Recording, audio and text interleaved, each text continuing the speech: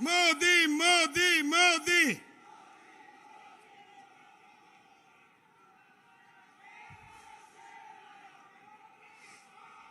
साथियों, हम लोग सौभाग्यशाली हैं।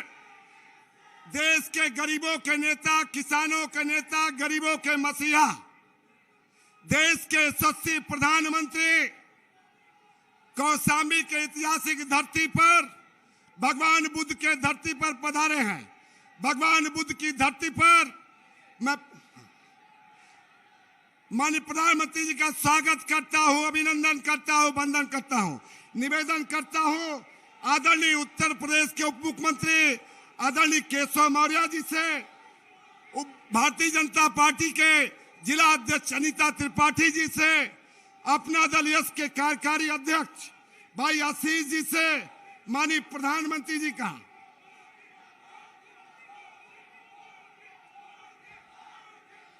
का स्वागत करें। अपने पांचों प्रत्याशियों से, अपने सभी जिला अध्यक्ष से निवेदन करूंगा। अब मैं निवेदन करता हूं आदरणीय उत्तर प्रदेश के उप मुख्यमंत्री आदरणीय केशव मौर्य जी से, आए और उमड़े हुए जन सैलाब से आशीर्वाद दें। जरा दोनों हाथ ऊपर उठा करके बोलिए भारत माता की, भारत माता की जय श्री राम, शीतला मैया की। मैं भारत के यशस्वी प्रधानमंत्री, गरीबों के मसीहा का मां शीतला और भगवान तथागत बुद्ध और भगवान कामतानाथ स्वामी की धरती से आए हुए तमाम सारी यह जनता जनार्दन की ओर से माननीय प्रधानमंत्री जी का तालियों की गड़गड़ाहट के साथ हम सब लोग स्वागत करते हैं। मैं माननीय प्रधानमंत्री जी अपनी जन्मभूमि में, अपने गृह जनपद में आपका हार्दिक स्वागत करता हूं, अभिनंदन करता हूं। आपके आगमन को लेकर के यहां का बच्चा बच्चा आतुर रहता है। मंच पर हमारे पांचों प्रत्याशी भाजपा और अपना दल गठबंधन के वह भी मौजूद है। हमारे दोनों माननीय सांसद, हमारे जिला अध्यक्षगण और सभी वरिष्ठ पदाधिकारी, और सब की ओर से लंबी बात करने की जरूरत नहीं। आप सब बताइए, आने वाली 27 तारीख को, दोनों हाथ उठा के बताइए, 27 तारीख को कमल खिलाने का काम करोगे? 27 तारीख को कमल खिलाने का काम करोगे? कप प्लेट वाले प्रत्याशी को कप प्लेट पर वोट देकर के विजयी बनाने का काम करोगे? आज हमारी धरती पर गरीबों के मसीहा आए हैं, किसानों के भविष्य आए हैं, नौजवानों के उज्जवल भविष्य आए हैं, जिन्होंने आत्मनिर्भर भारत बनाने का मार्ग प्रशस्त किया है। आज मैं आप सब लोगों से लंबी बातें करने की आवश्यकता न महसूस करते हुए मैं भी आप सबके बीच में माननीय प्रधानमंत्री जी को सुनना चाहता हूं, और आप सब भी बताइए माननीय प्रधानमंत्री जी को सुनना चाहते हैं। इसलिए बिना व्यवधान डाले मैं एक बार फिर से कौशाम्बी की धरती पर माननीय प्रधानमंत्री जी का स्वागत करते हुए सादर हम सबको आशीर्वाद और मार्गदर्शन देने के लिए आमंत्रित करता हूं। माननीय प्रधानमंत्री जी,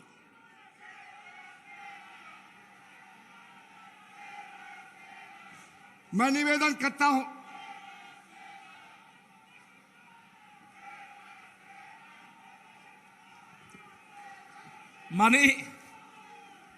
माननीय प्रधानमंत्री जी की आज्ञा हुई है मेरे लिए कि मैं पूरी बातें आप सबके सामने संक्षेप में रख दूं। मैं आप सभी यहां पर उपस्थित जन सैलाब के सामने यह निवेदन करना चाहता हूं, 2012 से 2017 समाजवादी पार्टी के कार्यकाल में जो गुंडागर्दी हुई थी, याद है कि नहीं याद है? जो अपहरण होते थे, याद है? जो जमीन पर कब्जे होते थे, याद है? जो गरीबों की बेटियों को भी उठा ले जाने का पाप करते थे, वो याद है? मैं आप सबके सामने आज यहां पर कहना चाहता हूं, 2017 में माननीय प्रधानमंत्री जी की अपील पर जब आपने कमल खिलाया, गुंडे कहीं दिखाई देते हैं क्या? दिखाई देते हैं क्या? अगर गुंडागर्दी खत्म हुई है तो कमल के फूल ने खत्म किया है कि नहीं किया है? माननीय प्रधानमंत्री जी के मार्गदर्शन में, आदरणीय योगी आदित्यनाथ जी के नेतृत्व में हम सब लोगों ने 5 साल तक उत्तर प्रदेश में जो काम किया है, उससे आप खुश हो कि नहीं खुश हो? बताओ, खुश हो कि नहीं खुश हो? आप सबसे मैं यहां पर यह अपील करना चाहता हूं, ये 5 साल तो माननीय प्रधानमंत्री जी के मार्गदर्शन में आपने ट्रेलर देखा है, असली पिक्चर तो 10 मार्च 2022 के बाद दिखाने का काम फिर एक बार भाजपा गठबंधन की सरकार करेगी। मैं आप सबके सामने यहां पर यह भी पूछना चाहूंगा, आप बताइए 2017 से पहले बिजली कितने घंटे आती थी, याद है? कितने घंटे आती थी? अब कितने घंटे आती है? ट्रांसफार्मर जल जाता था तो बदलने के लिए बिना पैसा बदलता था क्या? आप सबके सामने मैं यहां पर यही कहने के लिए आया हूं। वैसे मेरी भी इच्छा माननीय प्रधानमंत्री जी को सुनने की है। आप सब यहां पर एकत्र आए हैं, इतनी बड़ी संख्या में आए हैं, चिलचिलाती हुई धूप में बैठे हैं। क्यों बैठे? आप यही चाहते हैं ना कि आप भी सुरक्षित रहें, आपकी आने वाली पीढ़ियां भी सुरक्षित रहे। चाहते हैं कि नहीं चाहते हैं? तो उसके लिए क्या करना होगा?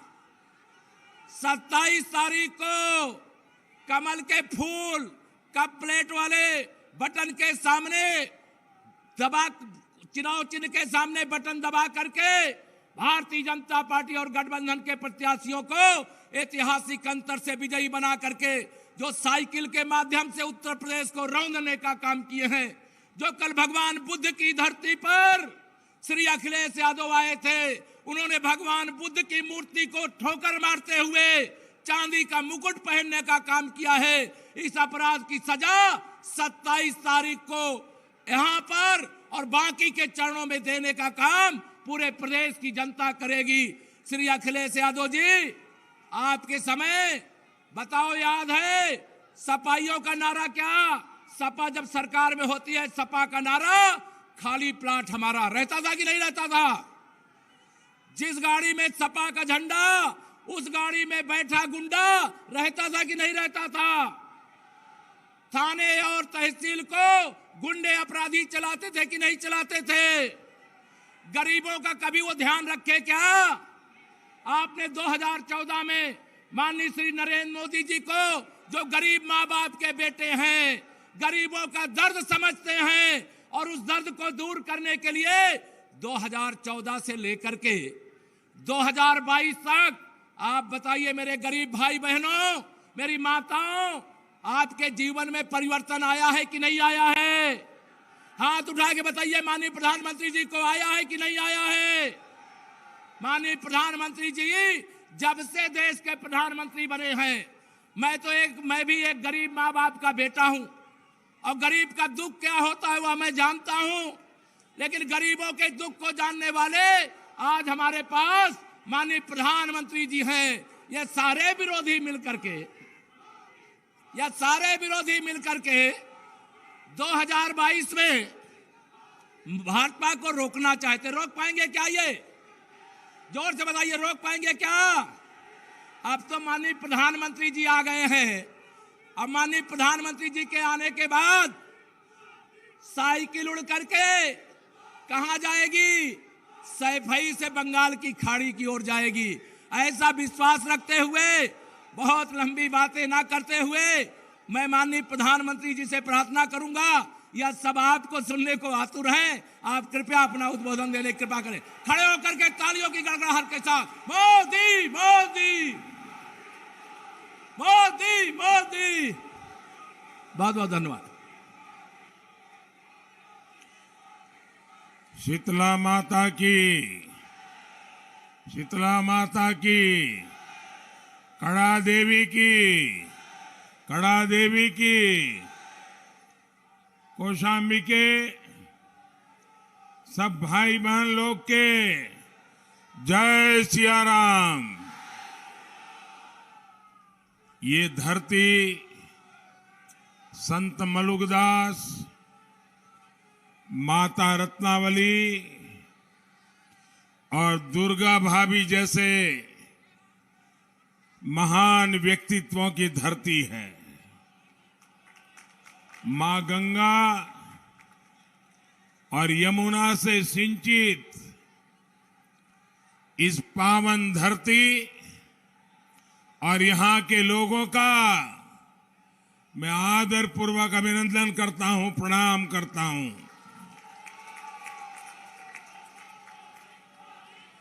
मुझे बताया गया कि और भी कई जिले हैं जो वर्चुअली आज हमारे इस कार्यक्रम में जुड़े हैं। मैं उन सबका भी आदरपूर्वक स्वागत करता हूं और मैं उनसे क्षमा भी मांगता हूं कि मैं उन तक वर्चुअली पहुंच पा रहा हूं। लेकिन भाइयों बहनों, ये जो नजारा मैं देख रहा हूं,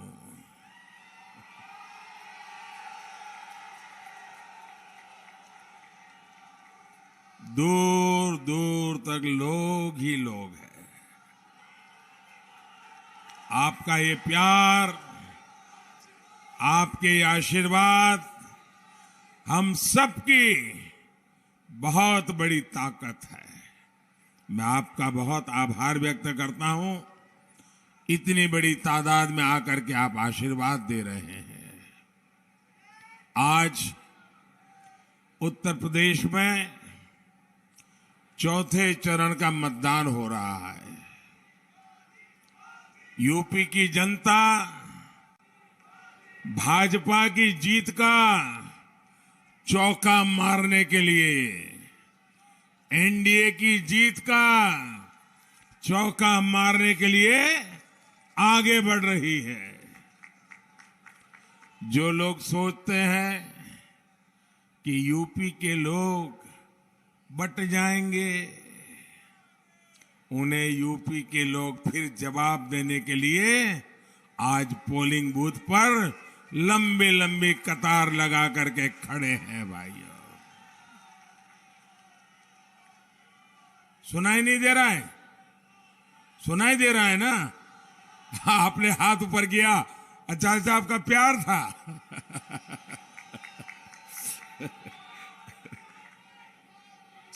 साथियों, कोई भी देश हो,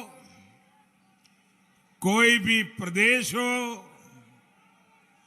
अगर उसे आगे बढ़ना है तो लोगों को एकजुट होना ही होता है। भारत के तेज विकास के लिए, यूपी के तेज विकास के लिए हम सभी का एकजुट बने रहना, ये हमारे उज्जवल भविष्य के लिए बहुत जरूरी है। भाइयों बहनों, कौशाम्बी में शक्तिपीठ शीतला माता का धाम है। राम वनगमन मार्ग है। प्रभासगिरी पर्वत है। महात्मा बुद्ध का चातुर्मासा स्थान है। कौशाम्बी महाभारत, रामायण, पुराणों तक में प्रसिद्ध नगरी है। लेकिन गौर परिवारवादियों के राज में कौशाम्बी को विकास के लिए तरसा दिया गया। ये हमारी डबल इंजन की सरकार है जो पूरी ईमानदारी से कौशाम्बी के विकास में जी जान से जुटी है।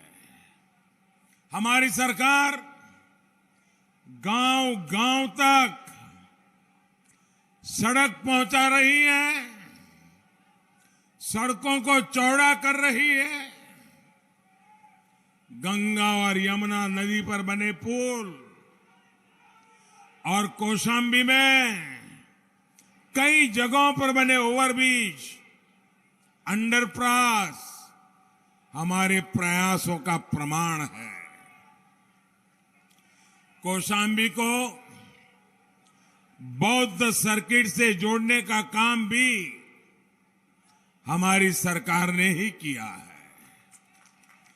कौशाम्बी में ही राम वन गमन पथ योजना, उसका काम भी तेजी से चल रहा है।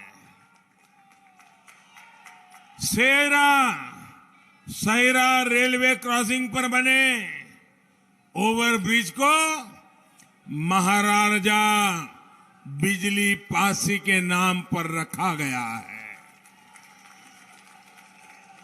हम कौशाम्बी समेत पूरे प्रदेश की समृद्धि, प्रगति और संस्कृति के लिए काम कर रहे हैं। भाइयों और बहनों, आज जब मैं यहां आ रहा था तो स्वाभाविक था हमारे पुराने मित्र स्वर्गीय सोनेलाल पटेल जी की भी याद आ रही थी। मुझे याद है जब मैं मुख्यमंत्री था तो जब भी गुजरात आते थे हमेशा उनसे मिलने का अवसर मिलता था। वे अमूल डेयरी में रुचि लेते थे, कोऑपरेटिव डेयरी में रुचि लेते थे। उन्हें अपना पूरा जीवन गरीब, शोषित, पिछड़े, दलित वर्ग के कल्याण में लगा दिया। साथियों, आज हम सुविधा के साथ आपकी आकांक्षाओं की पूर्ति के लिए भी काम कर रहे हैं। यहां के पीतल, कांसे के उत्पादों को बर्बाद कर दिया गया था। अब हम तेजी से इसे पहचान दिलाने में जुटे हैं। वन डिस्ट्रिक्ट वन प्रोडक्ट योजना की वजह से यहां के केले की पहचान अब पूरे देश में बन रही है। साथियों, बिना भेदभाव यूपी के हर क्षेत्र का विकास, हर वर्ग का विकास भाजपा की डबल इंजन की सरकार की प्राथमिकता है। हम गरीब की छोटी से छोटी जरूरतों को पूरा करने में दिन रात जुटे हुए हैं। गरीब के पास पक्का घर हो, घर में नल हो, नल में जल हो, एलईडी बल्ब का उजाला हो, उज्ज्वला का गैस कनेक्शन हो, शौचालय हो, हमारी सरकार इसे सुनिश्चित कराने में जुटी है। गरीब को इलाज में दिक्कत ना हो, इसके लिए उसे आयुष्मान कार्ड दिया जा रहा है। गरीब दुकानदारों को, खेत मजदूरों को, रेहड़ी पटरी वालों को पेंशन के लिए भी योजनाएं शुरू की गई हैं। पीएम किसान योजना के तहत कौशाम्बी के 2 लाख से ज्यादा किसानों के खाते में 350 करोड़ रुपए सीधे किसानों के खाते में जमा किए हैं। साथियों, इस कोरोना काल में आपने देख लिया है कि जब गरीब का दर्द दिल में होता है तो सरकार कैसे गरीबों के लिए काम करती है। हमारी सरकार पिछले 2 साल से यूपी के 15 करोड़ लोगों को मुफ्त राशन दे रही है।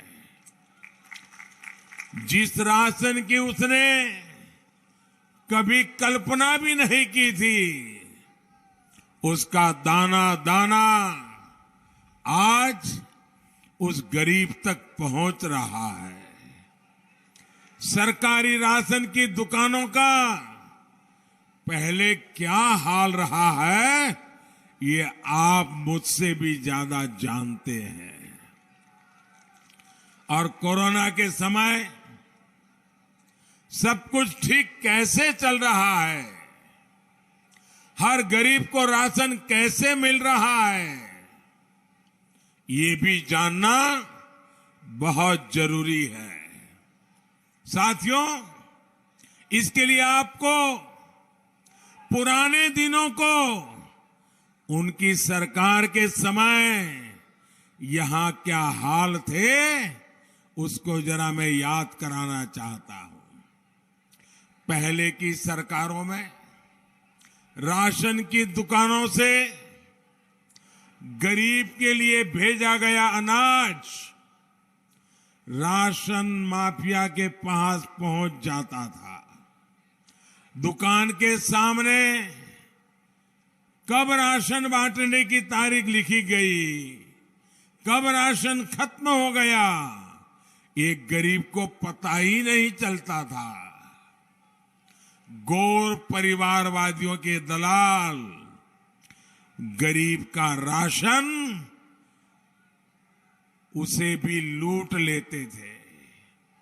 यहां तक कि उनके मंत्री, उनके सांसद, उनके विधायक, ये सारे परिवारवादी टोलियां ये गरीबों का राशन लूटने में शामिल रहते थे। भाजपा सरकार ने गौर परिवारवादियों के इन सारे खेलों का भी द एंड कर दिया है।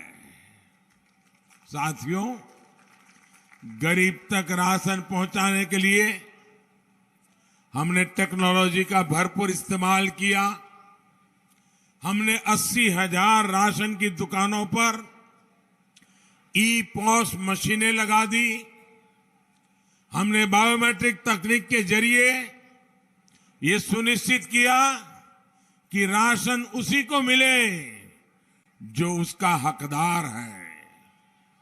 एक और बड़ा काम किया गया राशन कार्ड को लेकर के।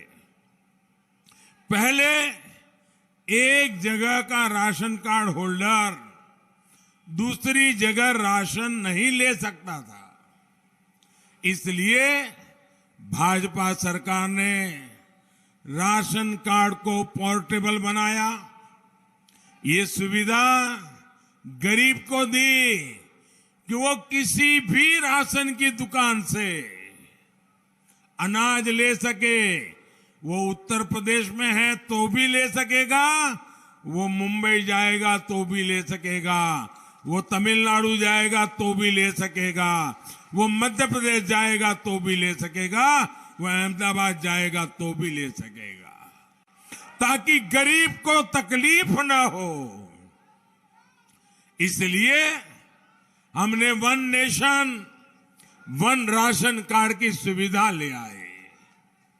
पूरे देश में हमने यही व्यवस्था लागू कर दी है। अब कौशाम्बी का कोई व्यक्ति देश में कहीं पर भी जाकर अपने राशन कार्ड का इस्तेमाल कर सकता है। साथियों, कोरोना के इस काल में आपने कुछ मौसमी नेताओं को भी देखा है। कोरोना आया तो गायब हो गए, कोरोना कंट्रोल हुआ तो फिर आ गए, चुनाव आया तो आ गया, चुनाव खत्म तो विदेश चलो। जब लोग महामारी में परेशान थे तो वो गायब थे। चुनाव आया तो घर से बाहर निकल आए। ये लोग यूपी की जनता को वैक्सीन लगवाने के खिलाफ भड़काते रहे और जब अपनी बारी आई तो चुपचाप वैक्सीन लगवा ली। ऐसे मौसमी नेताओं को यूपी की जनता पूरी तरह पहचानती है। साथियों, ये मौसमी नेता 10 मार्च के बाद फिर घूमने निकल जाएंगे। वहीं भाजपा सरकार यूपी में स्वास्थ्य सेवाओं को बेहतर बनाने के उसके लिए लगातार नई नई योजनाओं के साथ, नए नए प्रकल्पों के साथ, नई ऊर्जा के साथ आप सबकी चिंता कर रही है। यहां कौशाम्बी के मंजनपुर में बन रहा medical college, trauma centre, Kaushambi जिला अस्पताल में ऑक्सीजन प्लांट, सिराथू में मिनी ऑक्सीजन प्लांट हमारे इसी संकल्प को साबित करता है। भाइयों और बहनों, यूपी का कोई व्यक्ति भूल नहीं सकता कि पिछली सरकार में जमीन परिवारवादियों का शासन था तो क्या क्या होता था। कानून व्यवस्था पंगु बना दी गई थी। गुंडे माफिया खुलेआम जमीनों पर कब्जा कर लेते थे। गुंडागिर्दी इतनी चरम पर थी कि बहन बेटियां घर से निकल भी नहीं पाती थी। और आज भाजपा सरकार की अनेकों योजनाओं से हमारी बेटियों का भविष्य संवर रहा है। वो शासन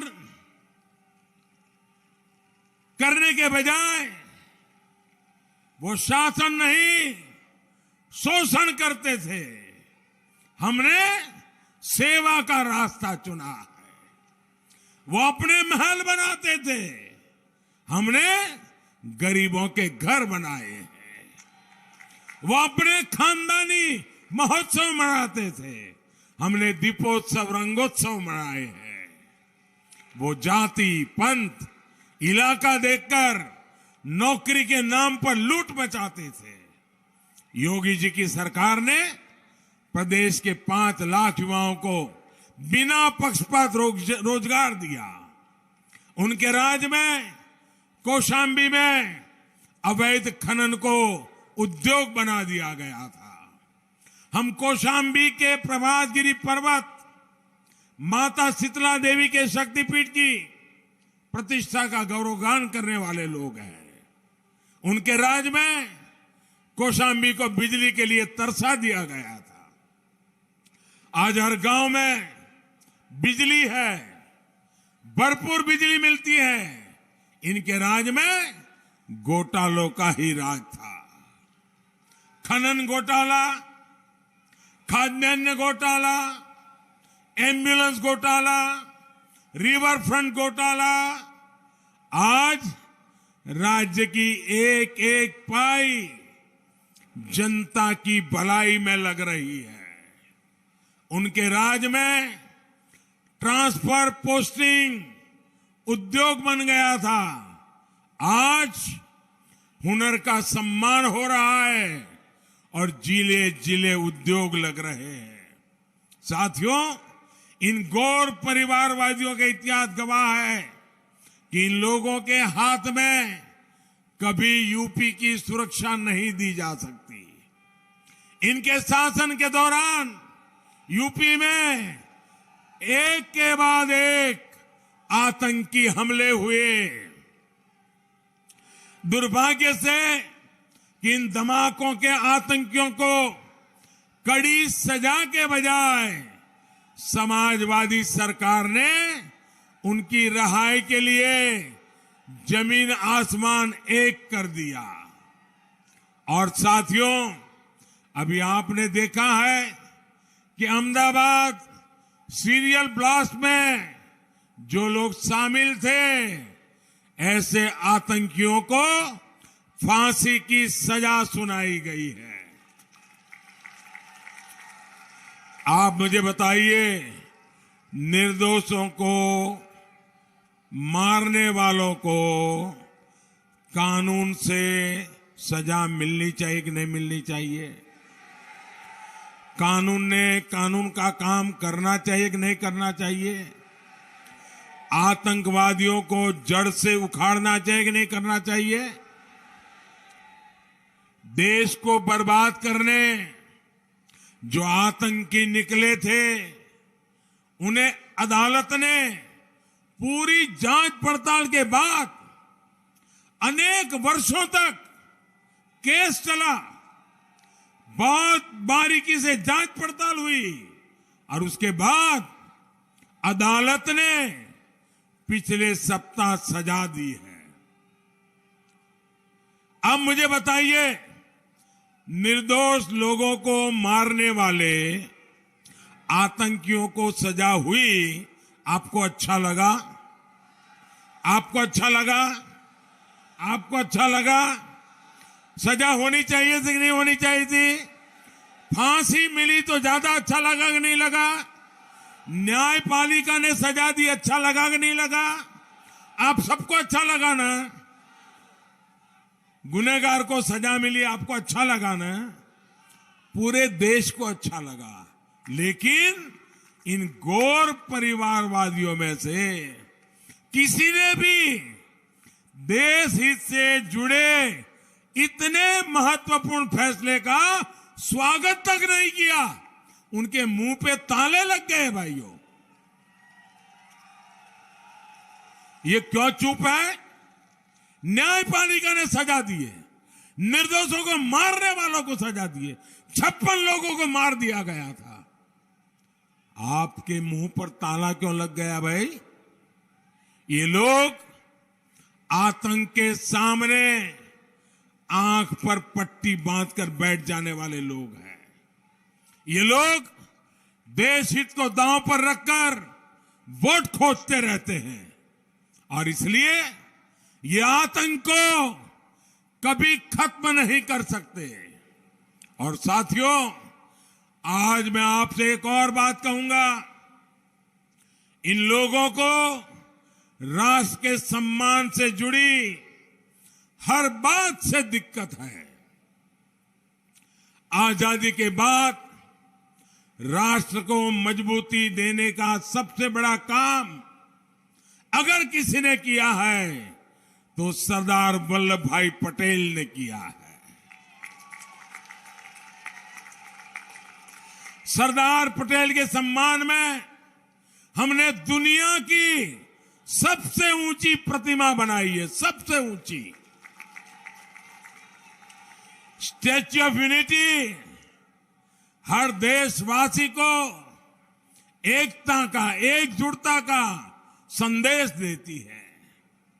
देश विदेश से लोग सरदार साहब की प्रतिमा को देखने के लिए आते हैं। मुझे याद है, यहां उत्तर प्रदेश से भी बहुत से हमारे भाई बहन सरदार साहब की इस प्रतिमा को नमन करने के लिए गुजरात जाते हैं। लेकिन मुझे देखकर बहुत अफसोस होता है कि गौर परिवारवादियों के पास सरदार साहब को नमन करने का समय नहीं है, उनकी इज्जत करने का समय नहीं है। उन लोगों के पास विदेश घूमने के लिए समय है, बहुत समय है, लेकिन सरदार साहब से नाम सुनते ही दूर भागते हैं। भाइयों बहनों, मैं कल यहां कौशाम्बी का ही एक वीडियो देख रहा था, यहीं का वीडियो था।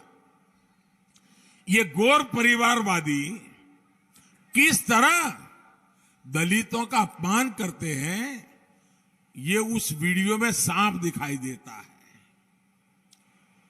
इन गौर परिवारवादियों को भगवान गौतम बुद्ध की प्रतिमा तक स्वीकार करना गंवारा नहीं है। ये भगवान बुद्ध का अपमान है कि नहीं है? अपमान है कि नहीं है? ये दलितों का अपमान है कि नहीं है? ये पिछड़ों का अपमान है कि नहीं है? ये गरीबों का अपमान है कि नहीं है?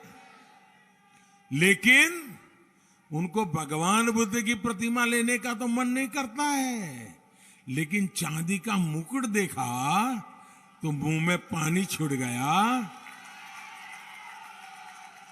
और चांदी का मुकुट तो लपक लिया।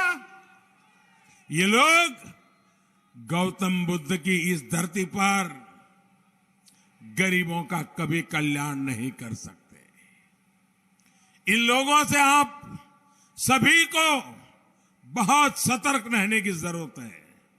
साथियों, आप सभी सदस्यों के लिए, आपकी सेवा के लिए मुझे यूपी में डबल इंजन की सरकार आप अगर देंगे, और मुझे पक्का भरोसा है आप सरकार बनाने वाले हैं, फिर एक बार डबल इंजन की सरकार बनाने वाले।